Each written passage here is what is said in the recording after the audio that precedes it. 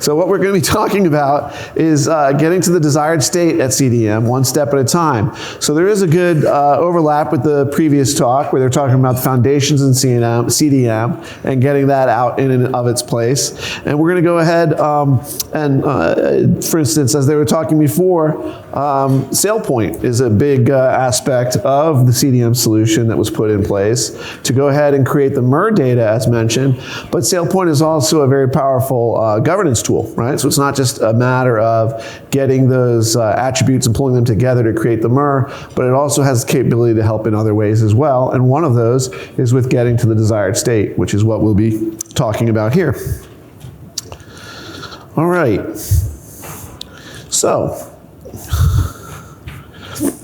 it might look like deja vu from the last presentation because we still have that same diagram up, but this one is totally different because our target is on the left-hand side, theirs was on the right-hand side. So it's very, very different. And we're not going to go exhaustively through all of the capabilities. It's a very broad program, a lot of capabilities involved, a lot of technologies involved, very broad in that sense. But what we're going to be focusing on are the IAM portion of it. And we're going to be talking about once you sort of get to your basic standpoint, what else can you get out of the solution, all right? How can you get to that desired state?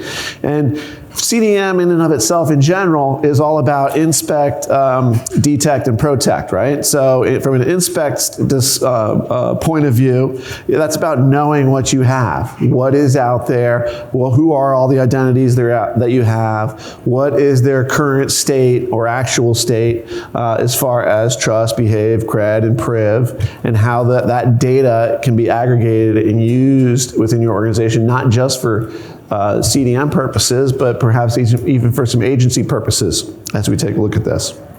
And then when we detect, that's analyzing, right? So you're looking at that data and you're looking to see if there are perhaps some cybersecurity gaps within that data to point you to where you might need to take remediation action or move along there. And that moves us to the next one, which is the protect part, and that is for action. So if you see that you have a large number of individuals maybe that have not been all the way through an onboarding process and are not at a full EOD status, you might choose to use an attribute such as that to limit their access to certain more sensitive data within an organization until they do become fully vetted as part of your organization. And all of this information in and of itself, and as was mentioned earlier, you'll hear me say that a couple of times, and as was mentioned a few times today, it's very foundational, right? To know who is out there, know what they've got access to, know where they've been vetted, because at the end of the day, you talk about zero trust, you talk about these different things. There's really two things that you're trusting at any given point, right? It's the devices that are within your enterprise, and then the darn people that use it. And it's not just, and when I say people, I'm talking about identities, right? Which aren't necessarily tied back to humans. It's all security context wherein something can be executed throughout your environment. So it could be some sort of IoT device that has been compromised, what have you. But there are a lot of things out there. We're going to concentrate on people today. So now, what is the desired state, right? So the desired state is many things to many people. The desired state comes from many sources, right? There's lots of, mandates. There's lots of memoranda that come out. There's lots of standards that are set upon. All of these things seek to inform what your desired state may be.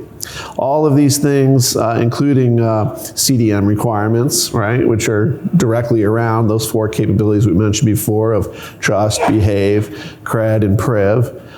There could be OMB mandate requirements. There could be individual agency requirements. What are the policies within your agency around identity and use, and when certifications need to occur, and what type of access is appropriate as spelled out in your policies.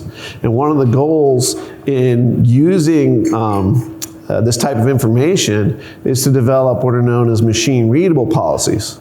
So these machine-readable policies then wind up becoming policy decision points for when you're working with your identity and access management tools so that you can make these dynamic access decisions that can be enforced automatically throughout your enterprise.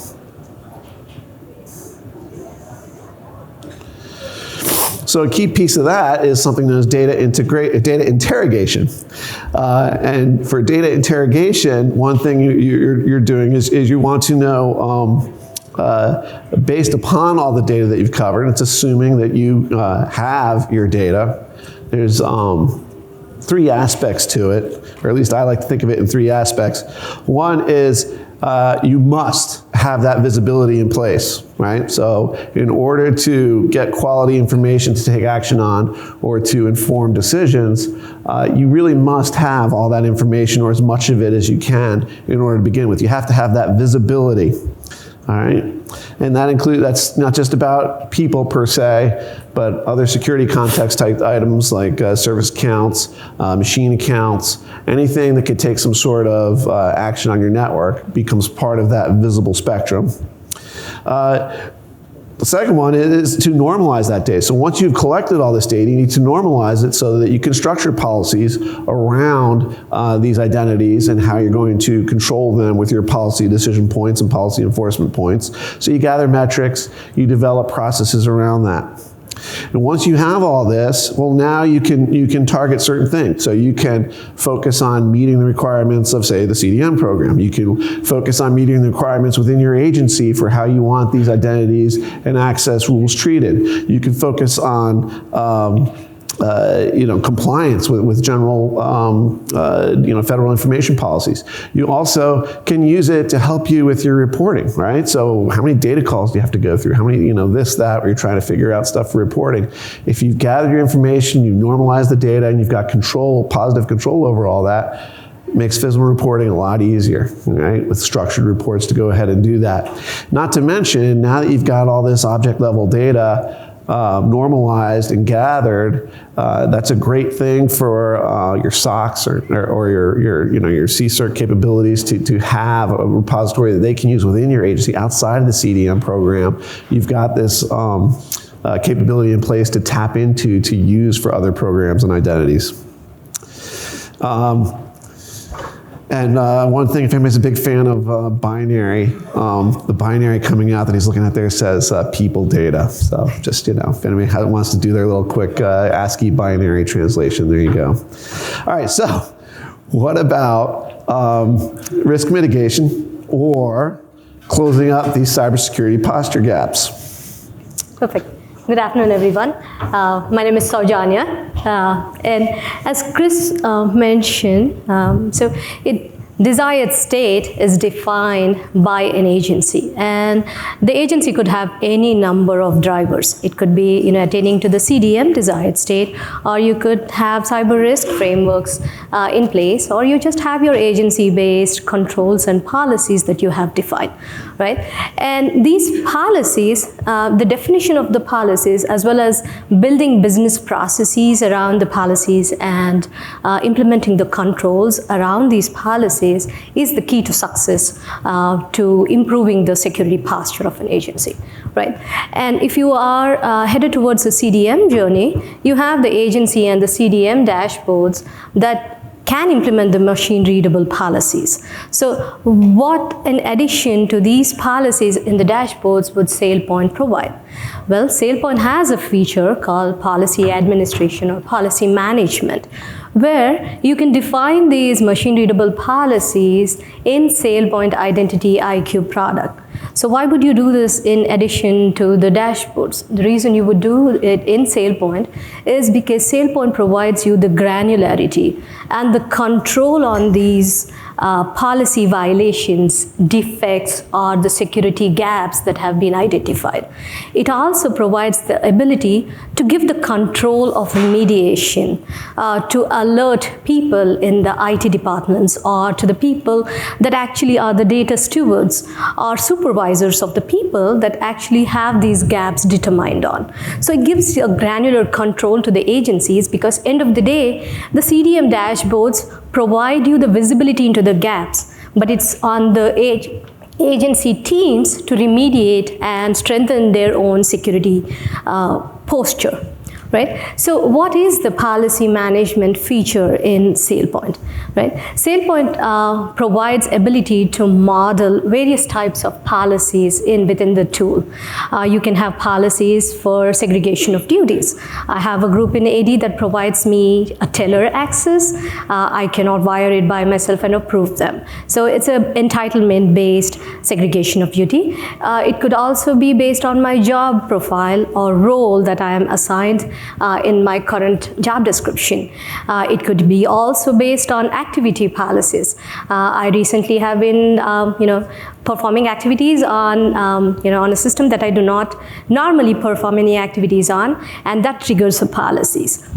And in addition to that, there are advanced policies that based on any of the policies that the agencies define, SailPoint supports defining these advanced policies in these tools. So these policies not just can be used to detect the anomalies, but they can also be configured to prevent them in the first place. So as mentioned earlier in the session, when you're talking about self-service access requests, lifecycle management, and using the various tools and various capabilities in the IdentityIQ tool, it can be configured such a way that if I have an expired trust attribute, or if my credentials have expired, I would not even be granted a new attribute, a new access that I'm requesting in the system. So the system provides the tool, the SailPoint tool provides the capability to use the policies as a detective measure or even as a preventative measure. And in addition to this, as Darren mentioned earlier about attribute-based access model. Come to think of it, the MER attribute, right, as the name itself says, CDM is all based upon attributes. We are pulling the trust attributes on a user. We are pulling the credential attributes on a user, the behavior of the user. So we are pulling all the identity attributes into the MER component, if I may, or the identity cube, and then relying on those attributes, analyzing and measuring the risk in the agency. So the tool, the SailPoint tool, even though we till now have not used the concept or have not used the vocabulary of calling it attribute-based access, the whole CDM program is from identity and access management is headed towards that direction. So using these more attributes and defining the policies in the SailPoint tool will provide an ability to put the responsibility of remediating and preventing these security gaps to the people that are close to the ground within the agency. Okay. In addition to doing this, just defining the policies and giving the visibility, it also enables the agencies to start the journey of defining risk in their agencies. So you can start modeling risk and managing the risk, and it gives you much more granular visibility into what are the key risks in your agency from an identity perspective. Okay, so and since the topic, the subject is one step at a time. The first step is for any of us to know that we have a problem, right? So the first step is to detect all of the security gaps that we all may have.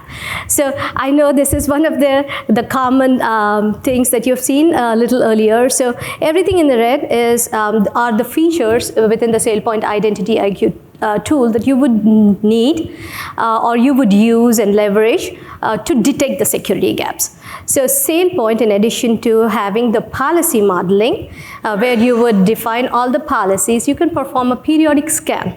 That's like a basic step that all of us can just go in if we have SailPoint installed, even in our development environments, can go in and scan for existing violations, define a few policy violations. It's a very easy, user-friendly click of a button thing where you would say, hey, if this attribute is not, if the AD account, the network account is disabled, the user cannot have privileged access. So it's a click user interface, clickable user interface that anyone that have used the SailPoint tool can go in and configure the policies. And then once you have the policies and you scan the violations, there are live reports within the SailPoint tool. You can go in and out of the box reports, you can run the reports. They would list out the list of all the violations that you have in your organizations. You can run it for the entire organization. You can narrow it down to a particular department or particular access. In addition to the policy violation reports, SailPoint also has a bunch of canned reports called live reports.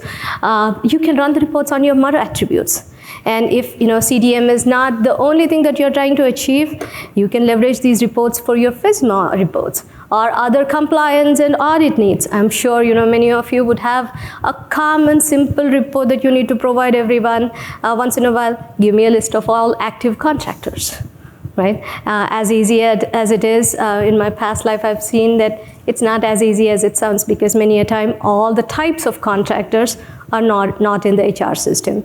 And even if they are not tagged as contractors, they are tagged as some other types. So all these reports that you need to provide, that you pull manually from various other systems, can easily be pulled using the SailPoint tool. So as I mentioned, the added benefit is you can leverage these reports for your audit and compliance requirements as well.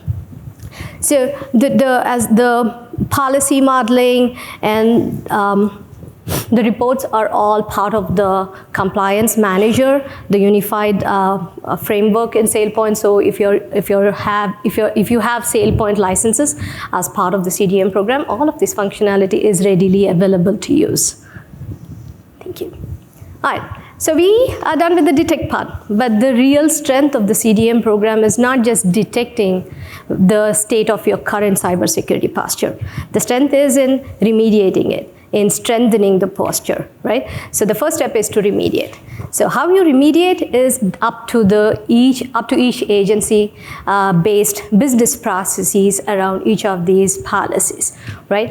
So a simple remediation technique is, send out alerts, right? As soon as you scan for policies and you have seen violations, send out alerts, emails to IT, to the business owners or data stewards, or even to the supervisors of the users, saying that, hey, somebody has not completed their training in time. So the SailPoint tool can be this unified portal or feature that can enable the agencies to manage all of these exceptions and not rely on, okay, I have an LMS system, and somebody needs to monitor the LMS system to see of an expired training and send out notifications to another system. So, there's an opportunity to pull all of that information, which as part of CDM, you probably are already doing or plan to do that. So you can leverage the tool, the SailPoint tool, to perform many more actions that you have in your day-to-day life to manage your systems and policies. So in addition to that, if sending an alert or email, as we all know, half of the emails go unread, you can assign the policy exceptions to somebody to act upon it. Right? So you're assigning a ticket, a work item to the people. And then you can follow up with nasty emails, notifications, escalations on any inactions. So sending emails, alerts, and assigning the policies Well, that works, but how about periodic certifications, right?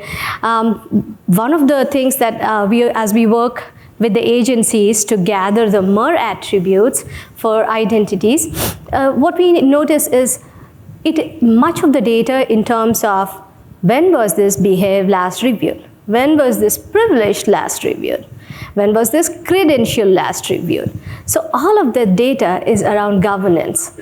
And as we speak about SailPoint IdentityIQ product, the core strength of the product is access governance. So we have the data in the system, and we need the last review dates and the review information for a more perspective to complete our policies data and to complete our MER data. So leveraging the tool, and it's part of the existing licensing model in the CDM as well. So all we have to do is trigger the access certifications on a periodic basis. Send those certifications to those managers or IT department, somebody that would say, yes, Sowjanya still is an active contractor. She can still have the privileges that she has today. Yes, she has taken her training, right? That beats two birds at one hand. One, it provides us a complete set of MER data.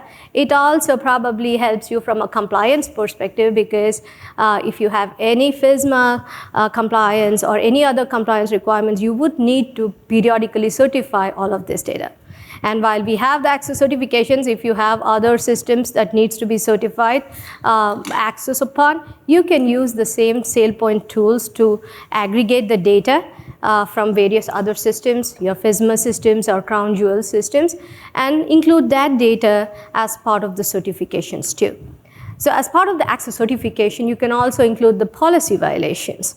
And the managers or the people that are in charge of certifying the certifications can either revoke the access for the user, or they can put in a description or about a compensatory control on why this exception can be dealt with, right, based on the risk tolerance of the agency and the particular exception that is being handled. So as I mentioned, using the periodic certifications, they can be on demand, they can be scheduled on a periodic basis, and they can even be configured based on an identity trigger, or if on an event base. So certain I've moved from one organization to another, that could trigger an access certification to my manager. So the remediation of any of the security gaps that have been identified with the policies can be performed using the existing functionality of CDM IdentityIQ configurations. So we've done with the detection part. We looked at how do we remediate it. But most of the remediation techniques, the processes that we've seen, are manual.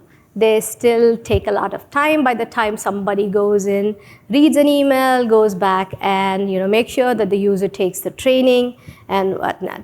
But if we want to take it a step further, right, as Ross and Kathy were mentioning earlier, there is another additional component of SailPoint IdentityIQ, which is the lifecycle manager, right? This tool is very powerful in a sense that it can enable prevention of the security gaps. If you want to use the self-service access request features in IdentityIQ tool, the system can prevent somebody from getting an access that could be a potential violation. Or at least, in the least, it would at least warn the people or the approvers to say that, hey, if you grant this access, this could lead to a potential violation, right? So that's an additional benefit of having self-service access requests within the SailPoint IdentityIQ tool.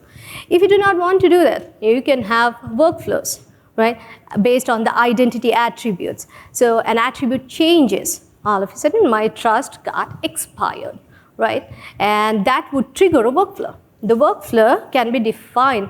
It could be as drastic as my entire access be disabled, being cut off from the network, or less severe, that my privileged access, the access that I have gained because of the trust I had when active, that is disabled, I'm still having access to the active my network.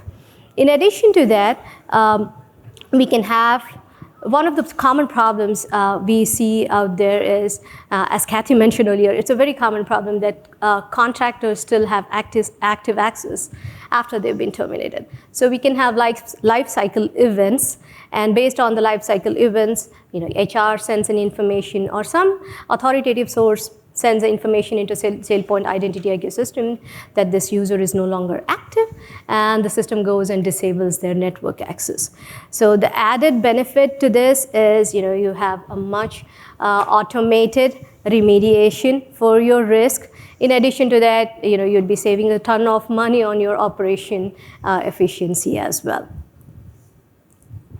Okay, so we spoke about detecting remediation as well as the prevention of the security gaps from an identity management perspective.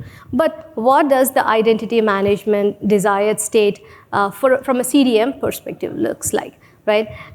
Yes, we are still waiting for the aware scores or the definition of aware from an identity perspective, but this is our first step towards defining or our understanding of the desired state from an identity perspective, right? So the reports in the dashboards can give you, okay, there are 100 users that have expired trust, but it wouldn't give you the names of those users. It wouldn't give you exactly what kind of trust expired on these users or when that expiration was. So all of this information can be in SailPoint. So from a trust perspective, you have an NDA. If a user has an NDA that expired or their the clearance has expired, immediately trigger off a violation, right? From a credential perspective, does a user with no PIV card have an active network account? Does a user without a PIV card has a privileged account on the network, right? And so only the credentials types based on the appropriate business need as well as the type of the data and information that they access can be defined in the policies. And regarding the PIV, would do all the accounts that are granted privileges on, do they have expiration dates? Do they have disabled policies enabled on them? And as I mentioned earlier, is there a need in the agency to have PIV card only access to your privileged systems? So all of these, and from a behave perspective, the users take their training. If the training has not been completed, immediately revoke the access. That is mandatory from a behave perspective. So all of these attributes can be configured and as policies within SailPoint and remediated. And then to just bring it back home again, right? So it's just one step at a time. First thing is to collect and aggregate that data of the people. Make sure you've got the stuff to go ahead and make decisions and make policy enforcement decisions on, whether they're automated or manual. Define that desired state for your agency. Go through the detection process where you're leveraging the information that's available. Take remediation actions as required or as you desire. And then with LCM, we can actually go ahead and actually prevent things from happening. We can actually have a positive control. All right, that's about it for us unless there's any questions. All right, sorry, went over just a tad.